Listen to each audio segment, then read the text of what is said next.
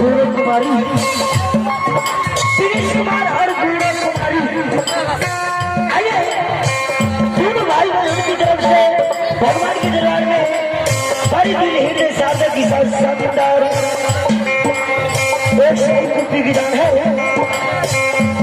ऐसे महादानी को या मां सरस्वती विद्या की भंडार देंगे और बाबा धर्मराज का पूरा करेंगे और हमारे भारतीय मंडल में आशीर्वाद देंगे।